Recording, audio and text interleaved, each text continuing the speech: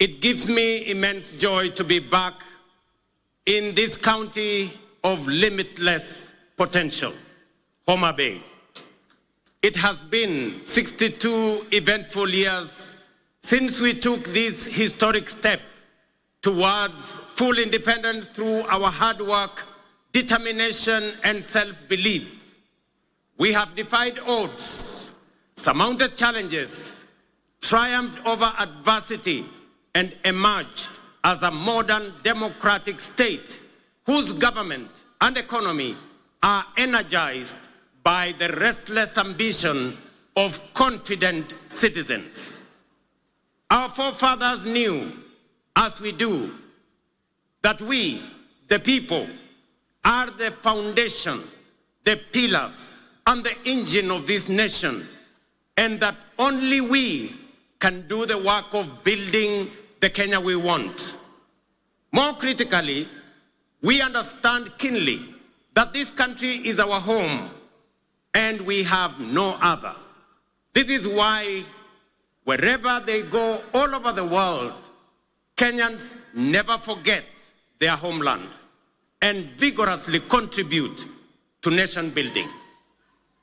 We are acutely aware that although we have given a decent account of ourselves since the first Madaraka day, we are quite far from where we ought to have reached.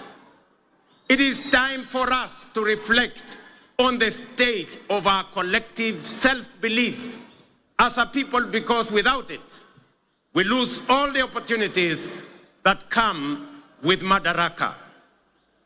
We all know that Kenya is not short of imaginative strategies and bold visions. In fact, so good are some of our plans that other countries have successfully implemented them and achieved impressive progress.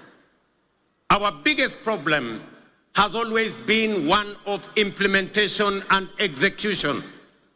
The faith to believe in our plans for change, the courage to execute, and the patience and focus to get it done. Some do not believe that we deserve the good that comes with positive change.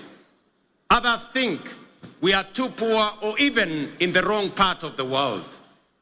Yet still, others do not want to see changes that benefit ordinary people or make life better for everyone.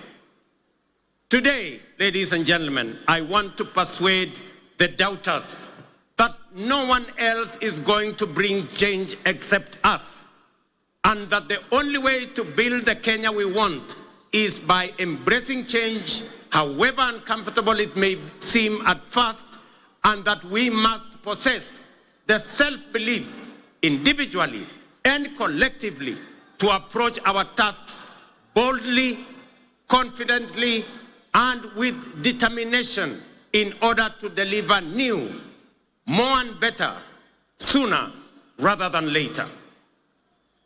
Ladies and gentlemen, over 2.5 years ago, we embarked on an ambitious journey of national renewal powered by the bottom-up economic transformation agenda and rooted in the will and sovereign consent of the people of Kenya. Bottom-up is not just a mere slogan.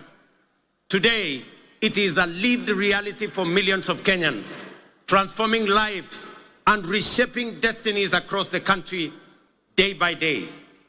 This agenda is the expression of a deeper yearning among Kenyans to take control of their own fate and break free from a long history of hopelessness, dependence, and exclusion.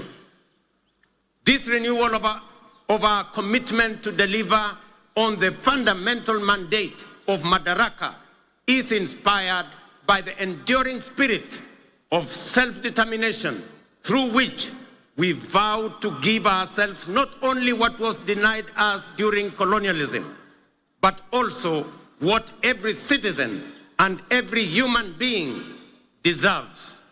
That is liberty, dignity, security, and opportunity. Madaraka affirms our collective faith shared across generations of Kenyan patriots, that through hard work, innovation, and resilience, our farmers, traders, young people, workers, and professionals will rise to the occasion. With the strength of our imagination and effort, we can and must transform this nation with the imagination of our own minds and the work of our own hands. I speak to you today with a deep conviction that our country is firmly on the path to stability and progress. We have weathered turbulent times, navigated serious challenges, and through courage, policy decisions pursued with resolve, we have not only stabilized our economy, but also charted a clear course to long-term prosperity.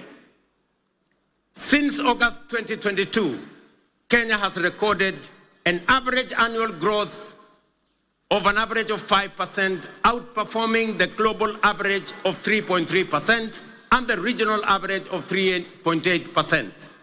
Just last month, the International Monetary Fund projected our GDP to reach US dollars 132 billion. That is 17 trillion Kenya shillings, making us the largest economy in our region and the 6th largest economy in our continent. At the same time, inflation has declined sharply from 9.6% in October 2022 to 3.8% in May this year, well below our target of 5% and bringing welcome relief to households and businesses. This reflects the strength of our economic fundamentals and the impact of our bold reforms. During the same period, the shilling appreciated by nearly 20% against the US dollar, from Kenya shillings 162 to Kenya shillings 129, making it one of the best performing currencies in the world. The central bank rate has decreased from 13 to 10%, lowering the cost of borrowing and spurring private sector activity.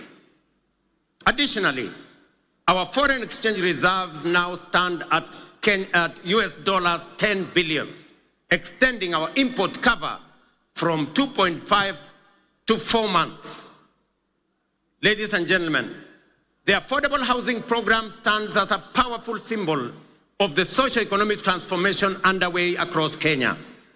Last week, I had the privilege of handing over keys to the first 1,080 social housing units in the new Mukuru estate in Nairobi.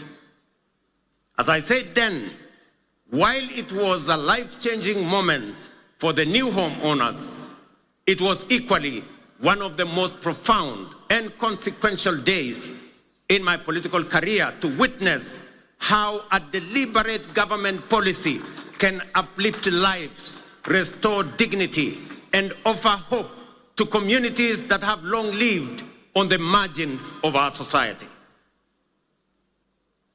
Vulnerable, forgotten, and neglected. It also marked a proud milestone for Kenya and demonstrated that ambitious national programs can be successfully implemented to deliver tangible benefits to ordinary citizens and fundamentally reshape our understanding of meaningful change.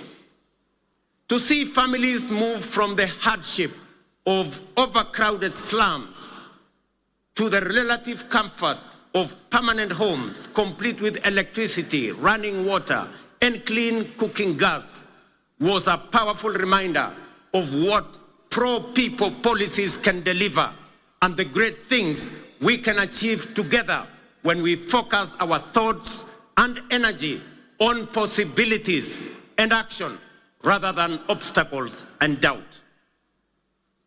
A little over 2 years ago, many were skeptical when we said that ordinary Kenyans can begin owning homes through a rent-to-own model using the same amount they pay in rent. Today, that bold promise is being fulfilled.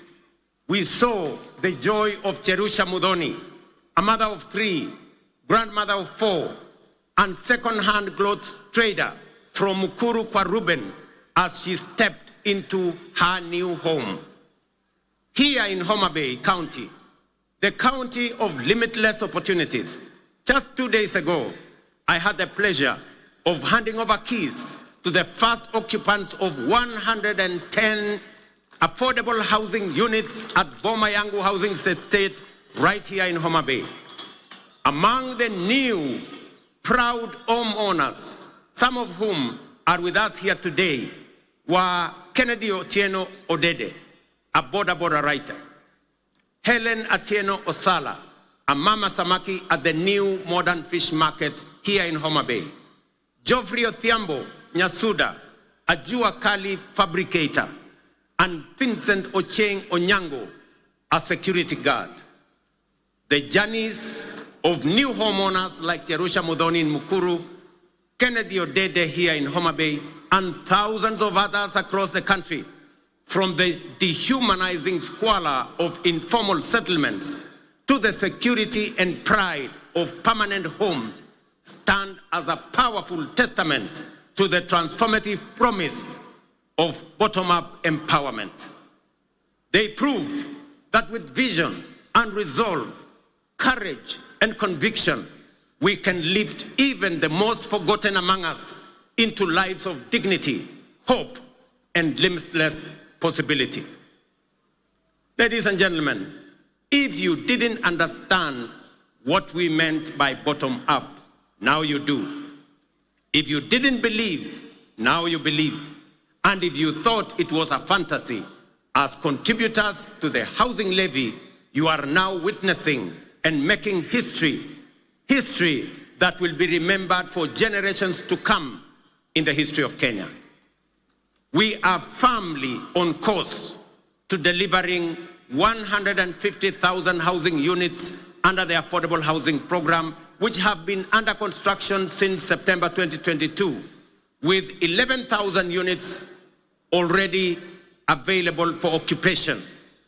Very soon, I shall be handing over keys to new homeowners in Bahati, in Nakuru, in Elbakon, in Nakuru, in Mabera, in Kuria West, in Mgwen, in Nandi, in Milimani, in Kakamega, and also in Vihiga counties, Nanyuki, and many others across the country. The bottom-up transformation is reaching every corner of Kenya, leaving no one behind. Beyond providing dignified shelter, this transformative program is driving job creation, having already generated over 250,000 jobs. It is nothing short of a nation-building revolution, uplifting lives, growing businesses, and redefining the future of work and urban living in Kenya. Fellow Kenyans, in recognition and appreciation of the sacrifice made by patriotic Kenyans through their contributions to the housing levy, I am pleased to announce today that we shall be proposing to Parliament a reform to the law that will allow any contributor to access an affordable home loan of up to 5 million shillings at a single-digit interest rate, applicable towards any housing unit in the market. This facility will also enable contributors to offset existing mortgages, offering greater flexibility in their housing journey and allowing many to significantly ease their home financing costs. These reforms will ensure that every shilling contributed to the housing levy works for the contributor, whether through access to affordable housing, home loans, or mortgage relief. Ladies and gentlemen, word is beginning to get out throughout the nation that SHA is working, by which citizens mean that the transition challenges and teething problems are now behind us, and universal health coverage is now serving Kenyans and leaving no one behind. Since the rollout of Taifa Care in October 2024, 23 million Kenyans have so far registered with the Social Health Authority, a resounding vote of confidence in our reformed healthcare model. We are now recording an average of 50,000 new registrations every day, a clear testament to the fact that Kenyans have embraced a system designed to guarantee access to quality, affordable, and dignified healthcare for all of us. In just 8 months, SHA has disbursed Kenya shillings 43 billion in claims to facilities, with 4.5 million Kenyans having received treatment fully covered by SHA since its inception. For the first time in Kenya's history, under SHA, citizens can access free emergency services in all facilities funded by the government through the Emergency Critical and Chronic Illness Fund. This groundbreaking reform is eliminating the burden of mandatory deposits demanded by hospitals, especially during emergencies. To sustain this momentum, the government has allocated sufficient resources to fully fund primary healthcare services. Every registered Kenyan can now access care in public and SHA-contracted facilities at no cost. Taifa Care is universal in both word and deed. These healthcare services deliver transformation goes beyond the magnitude of numbers or of new beneficiaries to real impact on citizens. SHA is settling payments promptly, ensuring that no Kenyan is turned away due to lack of funds. Additionally, to expand access to comprehensive inpatient care, the Social Health Authority is prioritizing the enrollment of all Kenyans with a particular focus on those in the informal sector, many of whom were previously excluded under the now defunct National Health Insurance Fund. Although informal households account for approximately 80% of the population, they have historically faced significant barriers to access health insurance. So far, 1.7 million informal sector households have successfully enrolled and paid for social health insurance, a record achievement representing the highest number of informal sector enrollment in a single year in the history of Kenya. To address persistent challenges such as irregular premiums and other contributions among informal sector workers, we are introducing an innovative and inclusive payment solution called Lipa Sha Pole Pole or Lipa Sha Mos Mos. This initiative enables Kenyans to remit their annual SHA contributions through flexible, manageable installments, whether monthly, weekly, or even daily, based on their financial ability. It ensures families maintain continuous health coverage without financial strain, while simultaneously promoting the sustainability of the health insurance fund. Lipa Sha Pole Pole has been made possible through a strategic partnership between the Ministry of Health, the Ministry of Cooperatives and MSMEs, mobile network operators, and financial institutions through the Hustler Fund.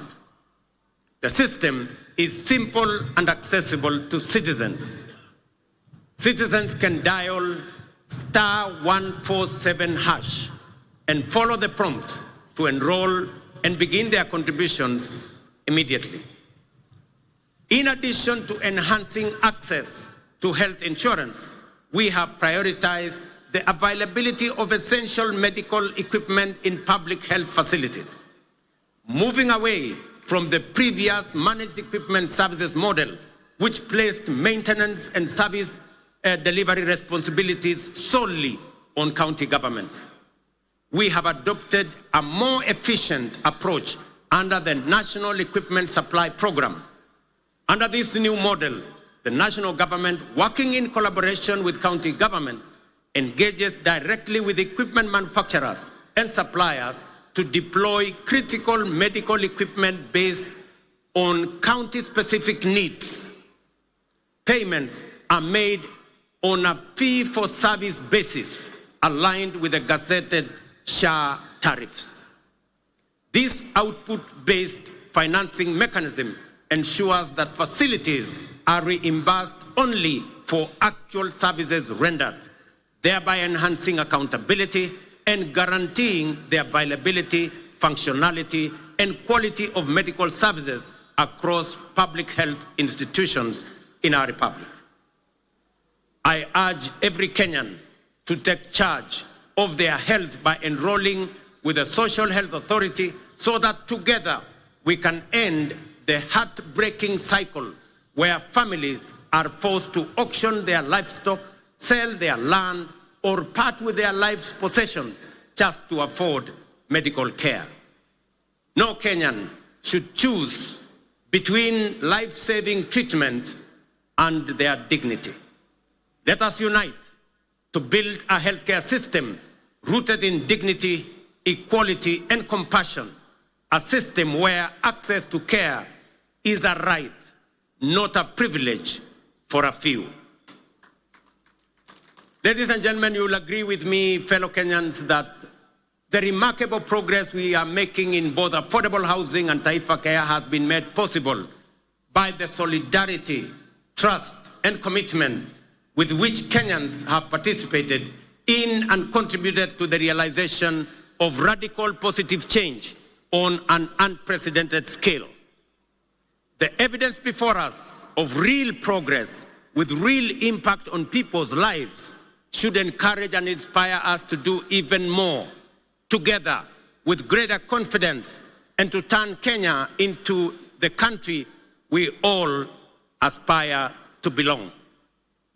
I extend my deepest gratitude to millions whose housing levy contributions are restoring dignity to fellow citizens who may never have had a dream of owning a decent home. I also thank all who support SHA and are helping us turn our vision of universal health coverage into a lived reality for millions across our country. Ladies and gentlemen, through strategic investments in agriculture, we are accelerating both growth and resilience in the sector. Fertilizer subsidies have boosted food production by 50%, while reforms in the coffee and sugar sectors have revived local industries, enhanced farmers' incomes, created jobs, and reinvigorated rural economies. Today, milk farmers are earning an average of 50 shillings per litre, up from 35 shillings 2 years ago. Coffee farmers are now earning up to 150 shillings per kilo, a remarkable increase from an average of 65 2 years ago. Tea earnings rose from Kenya shillings 138 billion in 2022 to 215 billion in 2024.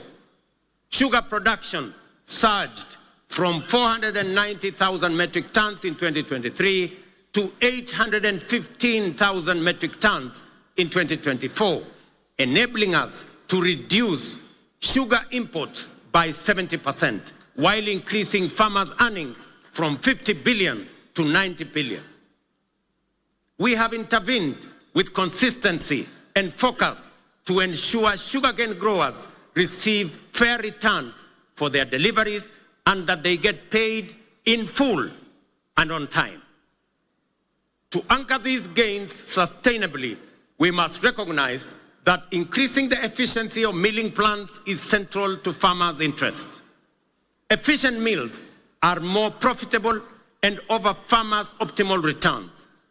Conversely, outdated mills, some of which run on plants that are over 50 years old, recover only 1 ton of sugar from nearly 20 tons of cane, shortchanging our growers and robbing them of their sweat. In this connection, the recent competitive leasing of 4 state-owned factories, Nzoia, Chemelil, Sony, and Moroni, is another strategic step to inject efficiency, restore profitability, and safeguard farmers' livelihoods. Our goal is to modernize the mills, ensure prompt payment to farmers, workers' salaries and wages, and transform these once struggling factories into productive and sustainable enterprises. For years, these factories were a financial burden on the exchequer, surviving only on repeated taxpayer-funded bailouts while failing to pay farmers and workers. The government of Kenya has acknowledged its limitations in managing these mills. Let it be clearly understood that neither the factories nor their assets, including land, have been sold. They remain public property, leased under strict terms to private sector players to deliver shared value and revive the industry for the benefit of farmers, workers, communities, the sector, and the nation. As we dedicate our efforts to nation building, we are also preparing Kenya to thrive in an increasingly competitive, complex future. This requires equipping our learners with the knowledge, skills, and mindset necessary to seize opportunities and contribute meaningfully to national development. Guided by bold recommendations from the Presidential Working Party on Education Reform, we are undertaking the most transformational shift of our education system in over 6 decades. We have successfully transitioned to a competence-based education system, moving away from rote learning towards a dynamic, skills-based approach aligned with the 21st century needs and our socio-economic goals. Our next priority is to ensure every school has infrastructure and equipment needed to support both learners and teachers. To support this transition, and respond to the needs of our growing population, we have undertaken the largest teacher recruitment drive since independence, employing 76,000 new teachers over a period of 2 years, and are on course on additional 24,000 teachers by January next year. We also have built more than 23,000 additional classrooms, easing pressure on existing infrastructure and shielding teachers and learners from the burden of overcrowded classrooms. At the tertiary level, we have revolutionized education financing through a new student-centered funding model that ensures the sustainability of our TVETs and universities while expanding access for learners.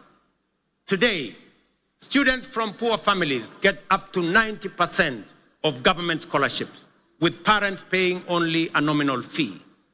In recognition of the transformative power of technical and vocational education and training, in tackling pressing socioeconomic challenges such as youth unemployment, skills gaps, and poverty, the government is aggressively scaling up investment in technical training. TVET colleges enrollment is set to grow fourfold from 500,000 last year to 2 million by the end of this year, equipping a new generation with skills and knowledge needed to drive Kenya's industrialization, innovation, and economic competitiveness. Ladies and gentlemen, to further empower ordinary Kenyans and small businesses with affordable credit, the Hustler Fund has supported over 25 million borrowers, disbursed 70 billion, and mobilized 4.5 billion in savings.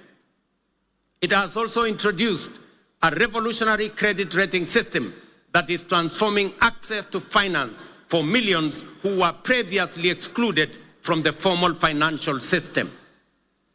The Hustler Fund credit rating system is designed to offer fair and transparent assessment of creditworthiness. It serves as an alternative form of soft collateral for individuals at the base of our economy, the historically excluded majority who lack access to formal financing guarantees such as payslips, title deeds, or other traditional forms of collateral. To date, over 4.5 million beneficiaries with strong credit scores have been qualified for increased loan limits. Notably, 400,000 of them are now eligible for loans of up to 150,000 without any other collateral except their credit score, bringing them into direct engagement with commercial banks. This effectively integrates them into the mainstream financial system, unlocking greater economic opportunities for them. As part of this financial empowerment program for those at the base of our economy, I am pleased to announce that in recognition of the immense potential of our young people, their critical role in the economy, and their capacity for creativity and innovation, the government of Kenya has partnered with the World Bank to roll out the 20 billion National Youth Opportunity Towards Advancement Project, commonly known as NYOTA. This initiative aims to empower over 800,000 young people aged between the ages of 18 and 29 years, and up to 35 years for those with disabilities, by enhancing their employability through skills, training, on-the-job experience, recognition of prior learning, and entrepreneurial development, and the promotion of a savings culture. The NYOTA project leverages the Hustler Fund platform and has already attracted over 1 million applicants for its business support component. This initiative targets at least 70 young people in every ward across Kenya, offering grant funding, business training, and market linkages. We have committed 5 billion Kenya shillings in grants to support 100,000 young people. Each will receive Kenya 50 shillings grant in seed capital to start their entrepreneurial journey by August this year.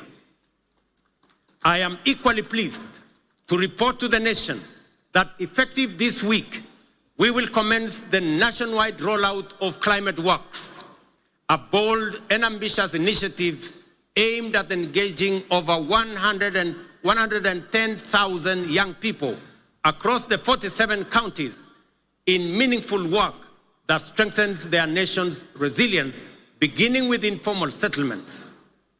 Launched last year in Nairobi, the program has recorded significant success and is now being expanded to the remaining 46 counties. Structured as a social protection program, Climate Works will engage youth to deliver vital public goods, including the construction of roads, the planting of trees, and the improvement of environmental sanitation within their localities. Through Climate Works, we are not just offering a paycheck for today. We are providing financial relief and a bridge to future opportunities, enabling young people to pursue their next steps, whether in launching a business, furthering their education, or stepping into long-term employment. So vijana wa Homa Bay, mujipange kuanzia next week. Ile ilikuwa inaitwa kazi mtaani, sasa itaanza Kenya mzima, na vijana 110,000 watapata nafasi ya kushiriki katika kazi hiyo. Ladies and gentlemen, the blue economy is a central pillar of the bottom-up economic transformation agenda with vast potential for job creation, food security, revenue generation, and rural development. Many nations have leveraged their marine resources for prosperity. It is time for Kenya to do the same. That is why this Madaraka, themed around the blue economy and maritime affairs, is being marked here in Homa Bay, the bay of endless opportunities. When we speak of unutilized opportunities and untapped potential in the blue economy, Homa Bay in many ways mirrors the promise of Kenya itself. Kenya has the capacity to become a maritime powerhouse. It is time to act, time to do something bold, ambitious, and transformative with this opportunity. Recognizing this opportunity, the government of Kenya is prioritizing the blue economy as a key frontier for national socio-economic transformation. We are making deliberate and strategic investments in sustainable fisheries across lakes, dams, and oceans. A flagship initiative is the Kabonyo Fisheries and Aquaculture Services and Training Center of Excellence in Nyando. Once operational, it will produce 7 million fingerlings quarterly to restock Lake Victoria and drive research, training, and innovation. The facility will house a Nile Perch Innovation Center, an Aquaculture Resource Center, and the Kenya Fishing School, positioning Kenya as a regional aquaculture leader. Similarly, the Sagana Aquaculture Center is being modernized to serve as a national breeding hub to warm water species like Nile tilapia and African catfish. These initiatives will boost aquaculture productivity, improve nutrition, and expand livelihoods aligning with Kenya's Vision 2030 and the bottom-up economic transformation agenda to expand fish farming into arid and semi-arid regions. In Mount Kenya's highlands, the Kikanjo drought hatchery is being upgraded to resolve issues like fingerling shortages and high costs, ensuring trout farming remains viable in cooler regions. At the coast, the National Mariculture Research and Training Center in Shimoni, under the Kenya Marine and Fisheries Research Institute, is cultivating maritime species like milkfish, mud crabs, seaweed, oysters, and prawns. This initiative aims to create jobs and improve livelihoods for about 200,000 people across 5 coastal counties. The development of Liwatoni and Shimoni fishing ports will further expand deep-sea fishing capacity to 24 vessels, fully unlocking our maritime potential. We have completed 7 modern fish landing sites on the Indian coast and 3 on the shores of Lake Victoria. Additionally, 5 more landing sites are under construction in the coastal counties of Kwale, Mombasa, Kilifi, Tana River, and Lamu at the cost of Kenya shillings 1 billion. Due for completion by September this year. 9 new landing sites are also planned around Lake Victoria, in Kisumu, Busia, Siaya, Migori, and Homa Bay, with a budget of Kenya shillings 1.5 billion. To strengthen the fisheries value chain, we are also building modern fish markets with cold storage and hygiene facilities. In the coast, markets are being constructed in Likoni, Malindi, and Kibuyuni. In Turkana, we are developing markets in Kalokol and Lowerangak, alongside fully equipped landing sites in Kalokol and Loyangalani. Collectively, these investments aim to cut post-harvest fish losses, currently estimated at between 30% and 40%, and create new economic opportunities for women and young people. The blue economy currently contributes 36 billion to our economy, which is only 0.6% of our GDP, but has the potential to contribute Kenya shillings 400 billion through both capture and culture fisheries. To meet this rising demand and ease pressure on wild stocks, we are promoting cage farming in Lake Victoria. As of 2024, over 4,000 cages have been established in Kisumu, Siaya, Homa Bay, Migori, and Busia, producing 12,000 metric tons annually, mostly of Nile tilapia.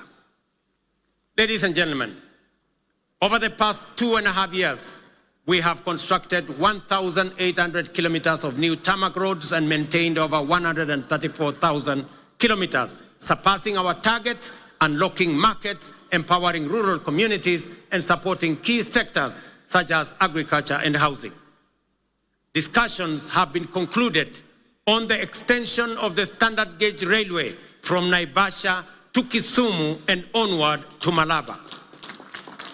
Additionally, by July this year, construction will commence on the dual carriageway from Rironi to Mau Summit, eventually extending through Eldoret to Malaba. Ladies and gentlemen, as we often say here in Kenya, any time is tea or coffee time, which explains why instant coffee is a favorite for many.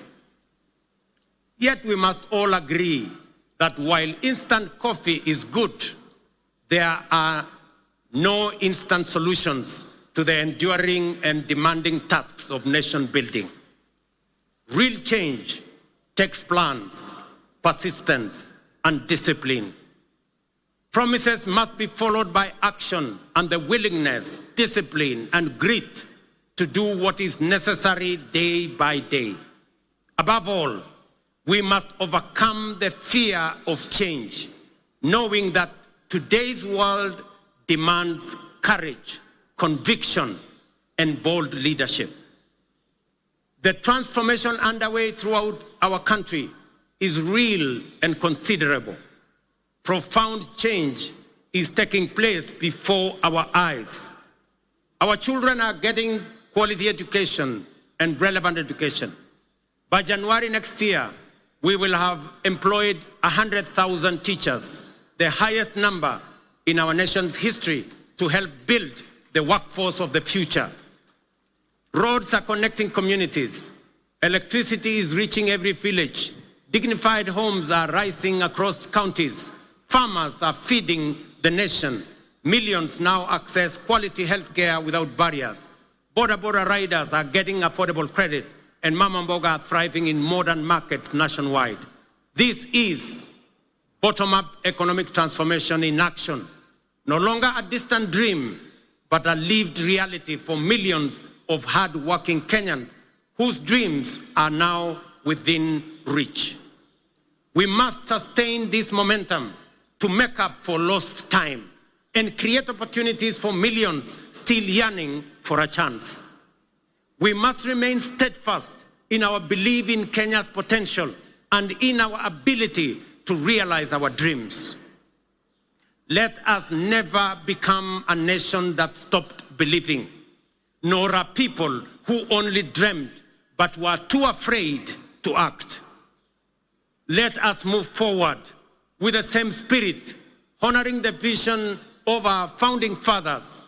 Their dream was not just self-rule, but a nation where every Kenyan from every corner can dream freely, strive equally, and achieve their potential. Today, we renew that promise to leave no one behind and build a Kenya where hope and opportunity are a right for all. Jameni, munikubalie nimalizie hapo nikiwaambia ndugu zangu wa Homa Bay, asanteni sana kwa kutukaribisha Homa Bay. Tunawaheshimu, tunawapenda, na mimi nataka niwahakikishie safari hii tutatembea kwa pamoja. Nataka nimshukuru ndugu yangu mkubwa Mheshimiwa Raila Odinga aka Baba kwa kuunganisha pamoja na mimi taifa letu la Kenya. Tuondoe siasa ya chuki na ukabila na mambo ya kisirani. Tuwaweke watu wa Kenya pamoja kwa sababu umoja ni nguvu. Ndio muimbaji mmoja hapa akatuambia, one waonge wasiwasi, one waonge watch, one wachodho mana teach.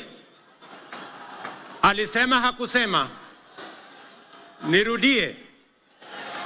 One waonge wasiwasi, one waonge watch, one wachodho mana teach. Kwa Mheshimiwa Kindiki na Mheshimiwa Raila pengine hamuelewi hiyo lugha, inamaanisha hatuna wasiwasi, hatuna midomo mingi, tunachapa kazi. Ile kazi bila break ndio tunachapa. Ni kweli ama si kweli, watu wa Homa Bay? Tuendelee ama tuendelee? Mimi nasema asante sana. I thank you all. God bless you. God bless our great country Kenya. Thank you very much. Asanteni kwa heshima, naomba sote tusimame. kwa wimbo wa taifa na wimbo wa Jumuiya ya Afrika